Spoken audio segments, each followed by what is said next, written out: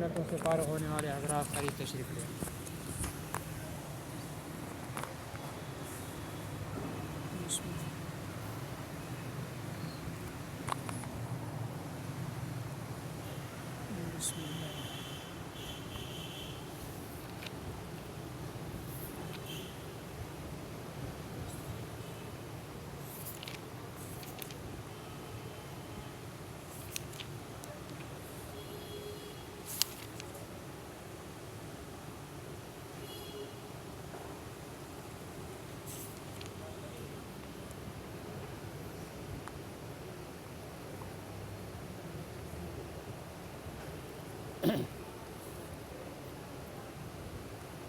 الحمد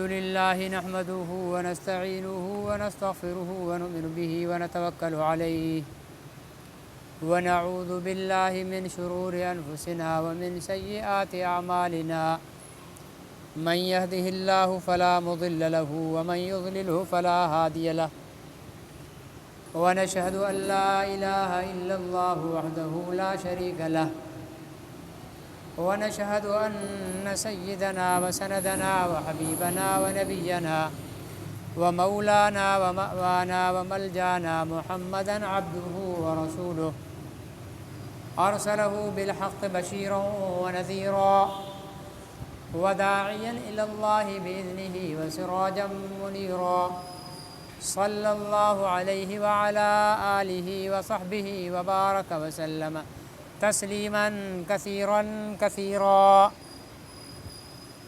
أما بعد فأعوذ بالله من الشيطان الرجيم بسم الله الرحمن الرحيم ولا تأكلوا أموالكم بينكم بالباطل وتدلوا بها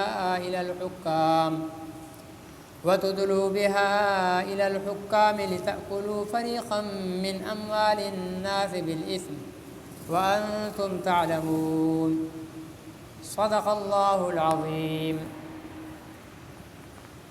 اور نہ کھاؤ مال ایک دوسرے کا آپس میں باطل طریقے سے، اور نہ پہنچاؤ ان کو حاکموں تک کہ کھا جاؤ کوئی حصہ لوگوں کے مال میں سے ظلم کر کے اور تم کو معلوم ہو۔ یہ سورہ بقرہ کی آیت نمبر 188 ہے۔ اس میں حرام کھانے سے منع کیا گیا ہے اور حلال کی ترغیب دی گئی ہے۔ فرمایا کہ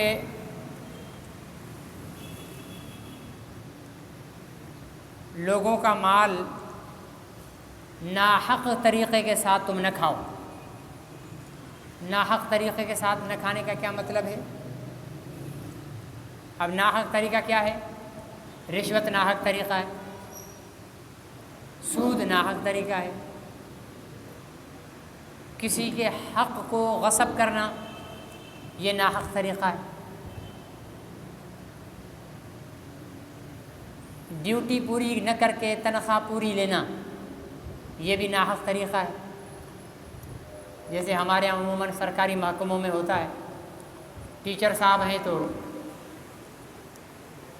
سرکاری اسکول میں صحیح طرح بچوں کو نہیں پڑھاتے، اپنے گھر پہ بلا کر ٹیوشن پڑھاتے ہیں، اس سے فیس لیتے ہیں، تو وہاں جو سرکاری تنخواہ ہے اب وہ ان کے لیے ناحق ہو گئی، کیونکہ انہوں نے وہاں اپنی ذمہ داری پوری نہیں کی۔ یا ڈاکٹر صاحب ہیں، سرکاری اسپتال کی تنخواہ لیتے ہیں 2-3 لاکھ روپے، لیکن مریضوں کو صحیح دیکھتے نہیں ہیں، اپنے پرائیویٹ کلینک پر مریضوں کو تسلی سے دیکھتے ہیں، تو ان کی سرکاری تنخواہ بھی ناحق ہو گئی۔ یا مولوی صاحب ہیں، کسی مدرسے میں استاد ہیں یا کسی مسجد میں امام ہیں، تنخواہ پوری لیتے ہیں، سبق پورے نہیں پڑھاتے یا نمازیں پوری نہیں پڑھاتے، تو یہ مولوی صاحب کے لیے تنخواہ بھی ناحق ہو گئی۔ اچھا، پھر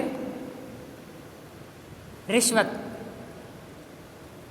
یہ آیت میں رشوت سے فرمایا کہ تم یہ مال اپنے حکام تک بھی نہ پہنچاؤ، حکام تک پہنچا کر پھر دوسروں کے مال غصب کرو، ایسے جو صاحب کو 2 لاکھ روپے دے دیے کہ بھائی فلانی زمین پر میں قبضہ کروں گا، تم بیچ میں نہیں آنا، تو وہ قبضہ کیا دوسرے کی ملکیت پر، وہ حرام، اور یہاں دیا وہ حرام، دونوں چیزیں حرام ہو گئی۔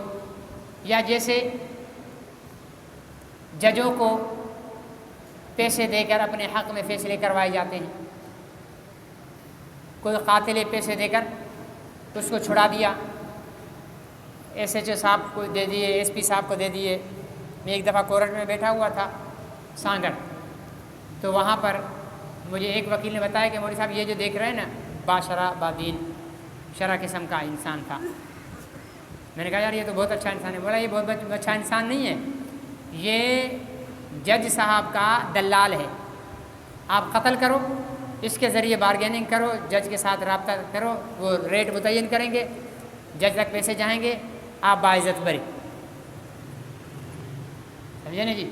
تو ججوں کو پیسے دے کر قاتل باعزت بری ہو جاتے ہیں، چور چھوٹ جاتے ہیں، ٹھیک ہے نا جی؟ یا افسروں کو پیسے دے کر اپنے جرائم پر پردہ پوشی کی جاتی ہے۔ یہ سارے طریقے جو ہیں یہ ناجائز ہیں اور یہ معاشرے کو تباہ کرنے والے ہیں۔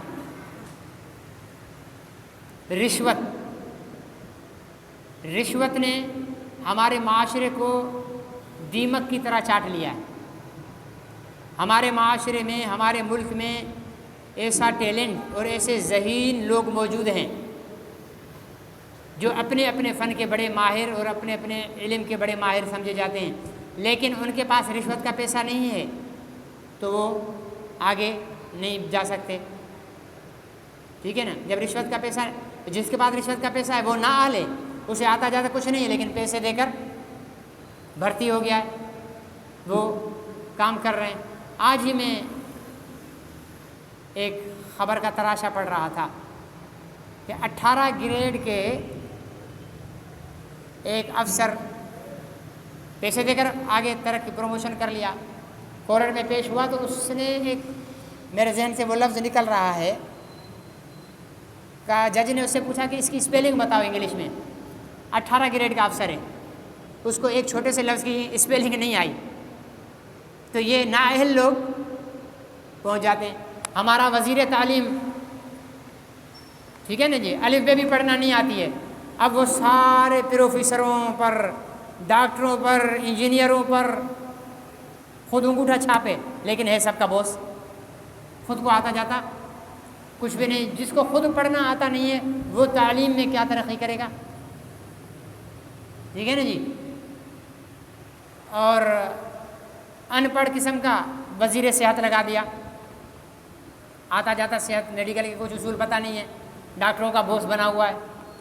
تو نااہل، یہ جو پیسہ ہے نا رشوت، یہ نااہلوں کو مسلط کرنے کا ایک راستہ ہے، نااہلوں کو مسلط کرنے کا۔ آج کل میڈیکل پڑھنے کے لیے، میڈیکل کی تعلیم، ڈاکٹر بننے کے لیے لاکھوں روپے خرچ کیے جاتے ہیں، لاکھوں روپے، 50 60 لاکھ روپے، یہ محتاط طریقہ بتا رہا ہوں، اس سے زیادہ لے جاتے ہیں۔ اب جس شخص نے لاکھوں روپے خرچ کر کے ڈاکٹر بنا ہے تو وہ آپ کو فری میں دوائیاں دے گا، فری میں تو مولوی صاحب نماز پڑھائے گا یا جنازہ پڑھائے گا یا آپ کے بچے کے کان میں اذان دے گا، اس لیے کہ وہ پڑھ کر بھی فری میں آیا ہے، اس نے تعلیم میں پیسہ خرچ نہیں کیا، فری میں پڑھ کے آیا، آپ کا بھی ہر کام فری میں کر رہا ہے، ٹھیک ہے نا جی؟ لیکن جو یہاں تو ماشاءاللہ ہمارے سندھ میں تو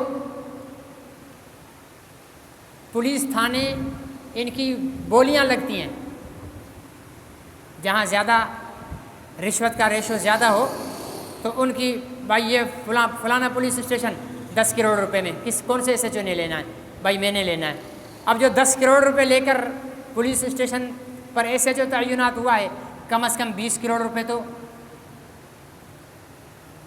بنتے ہیں نا اس کے، کہ وہ تو نکالے گا نا 20 کروڑ روپے، 10 وہ نکالے گا، 10 منافع بھی نکالے گا ساتھ، تو امن کہاں سے آئے گا؟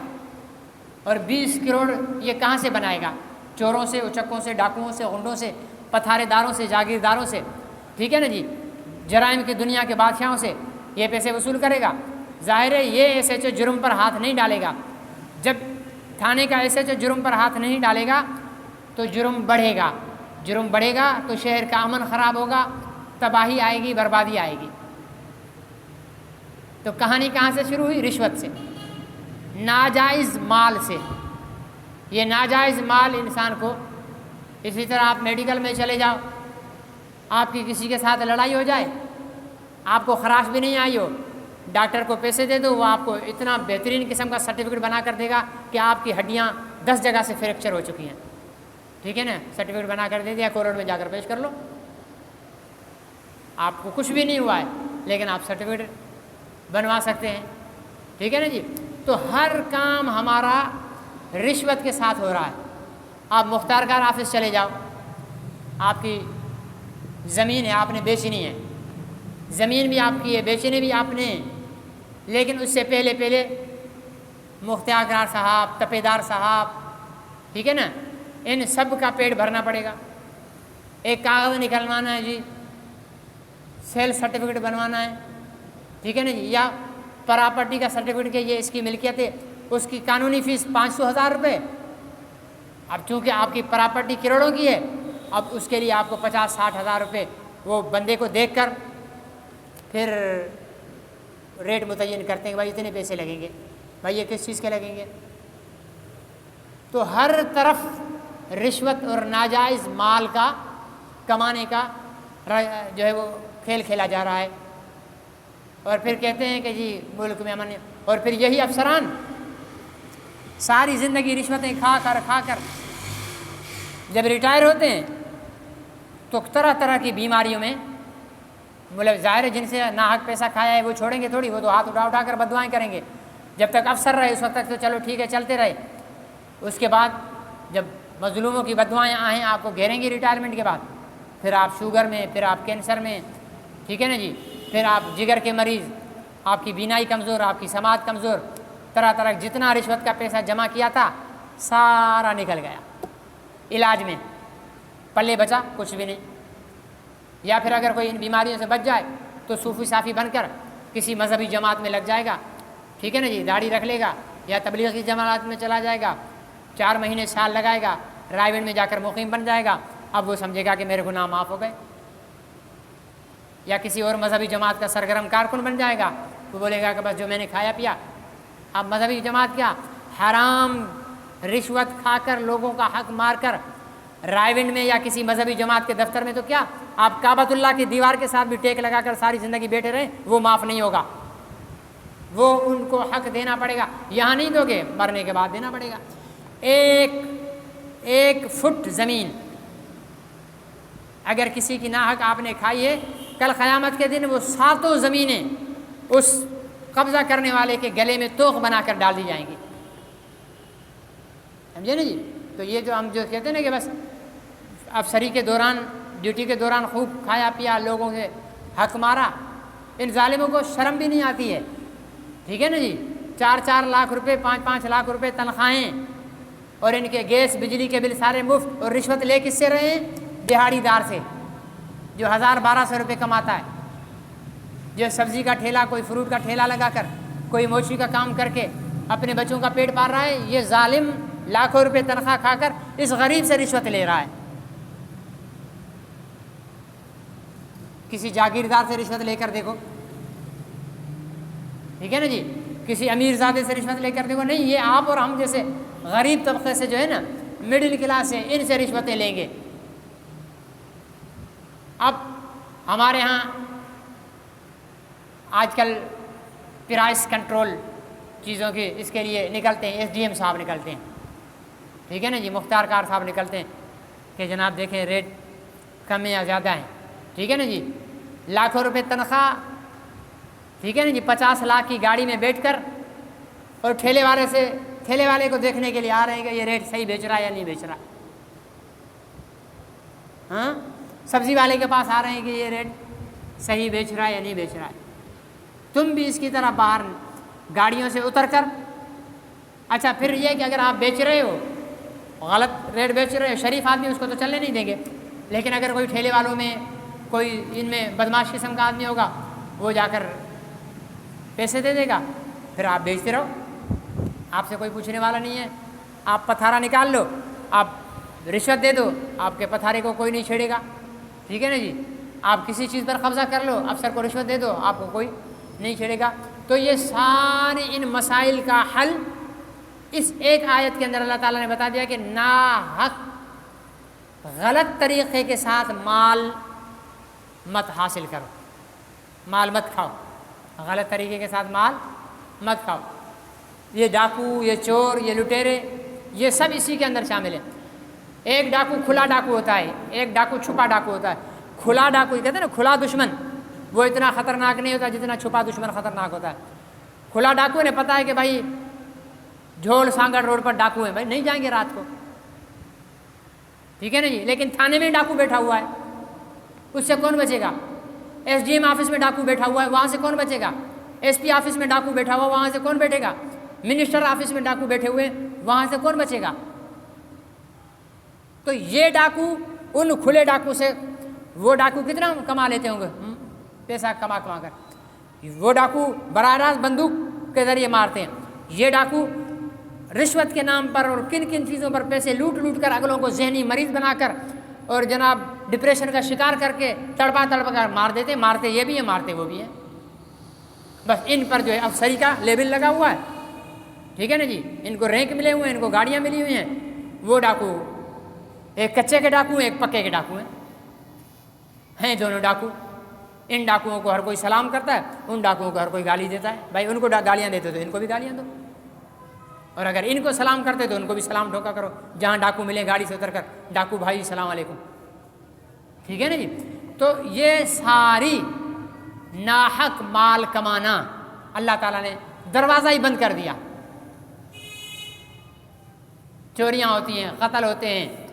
وہ ایک فیس بک پر دیکھ رہا تھا، کسی نے مزاحیہ لکھا تھا یا حقیقی لکھا تھا کہ میرے گھر پہ ڈاکو آئے تو میں نے گن نکالی تو ڈاکو مجھے گن دے کر بھاگ گئے. تھوڑی دیر کے بعد پولیس آ گئی، بولے بھائی تیرے پاس گن کہاں سے آئی بھائی؟ تو اس نے کہا کہ حضور یہ گن تو نکلی ہے، گن نکلی ہے، اصلی نہیں ہے. اچھا.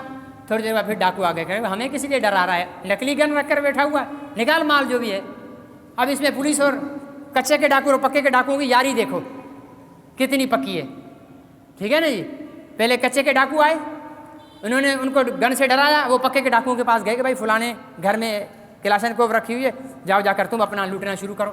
وہ جب لوٹنے کے لیے آئے تو اس نے بتایا کہ بھائی یہ تو نکلی ہے. تو پھر یہ اپنے بھائیوں کے پاس، کچے کے ڈاکوؤں کے پاس گئے، کہنے لگے بھائی وہ نکلی ہے، جا کر تم لوٹ لو، یہ شکار تمہارا ہے، ٹھیک ہے نا جی. تو یہ ہمارے ملک کا حال ہے. بہت عرصہ پہلے میں نے ایک کسی پروفیسر، کراچی کے پروفیسر کا ایک کالم پڑھا. کہا کہ میں رات کو دیر سے جاگ رہا تھا، مطالعہ کر رہا تھا. یہ پروفیسر حضرات جو ہے نا ریٹائرمنٹ کے بعد بس کتابوں کا مطالعہ کرتے رہتے ہیں. مطالعہ کر رہا تھا تو میرے گھر میں کھٹ پٹ کی تھوڑی سی آواز ہوئی. میں نے اسے اگنور کر دیا، نظر انداز کر دیا. اتنی دیر میں جو کتاب لے کر، میرے دروازہ میرے پچھلی طرف تھا، پشت تھی میری، میں کرسی پر بیٹھا ہوا پڑھ رہا تھا. تو نوجوان نکاح پوش انہوں نے بندوقیں تانی ہیں، بڑا ہاتھ اوپر کرو. اس نے ہاتھ اوپر کے کرسی گھمائی.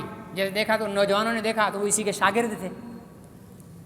وہ پروفیسر صاحب کے استاد ہونے کا یہ بھی فائدہ ہوتا ہے کبھی کبھی. وہ اس کے انہوں نے نکاح اتار دیا کہ استاد جی معاف کریں، ہم غلطی ہو گئی، ہم تو آپ کے گھر پہ ڈاکہ ڈالنے کے لیے آ گئے، بس معاف کریں، ہم جاتے ہیں. پھر آ کر کہنے لگے استاد جی 1000 روپیہ دے دیں ہمیں. بھائی 1000 روپیہ کی جب مجھے چھوڑا تو چھوڑ دو. بولا باہر پولیس والے کھڑے ہوئے ہیں ہماری پہرے داری کے لیے، ان کو خرچی دینی ہے. یہ حال ہے ہمارے سرکاری عملداروں کا.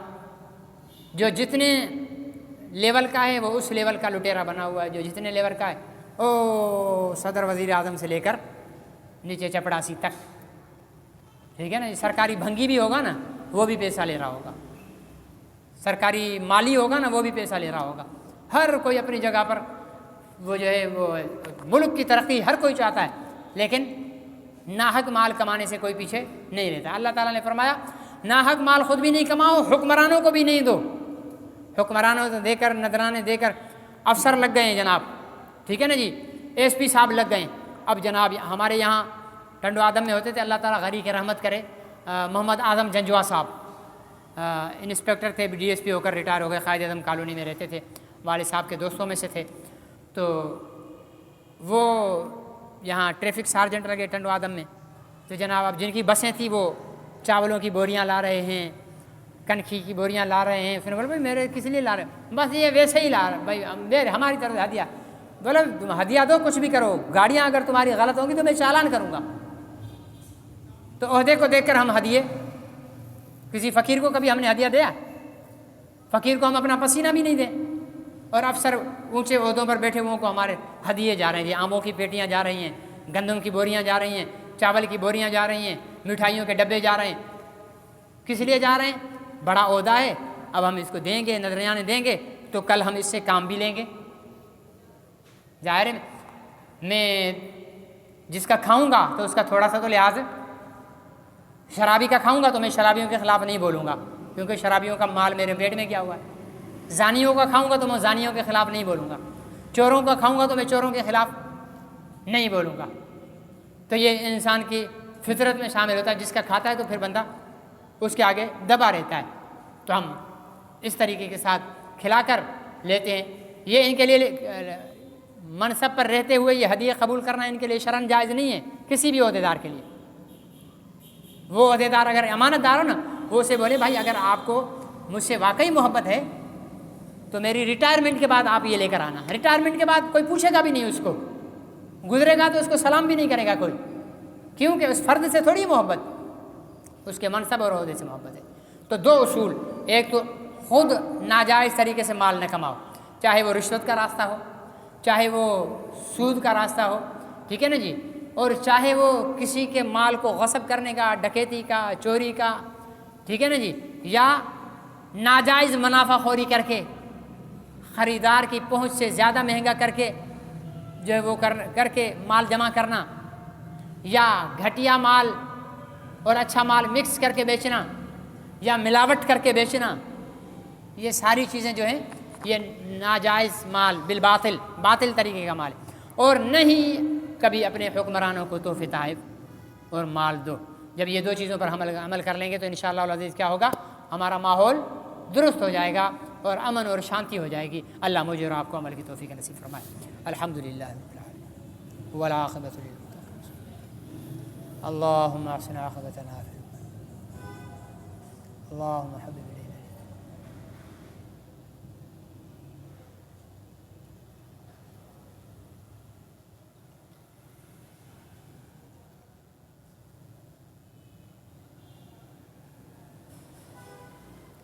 صلی اللہ تعالی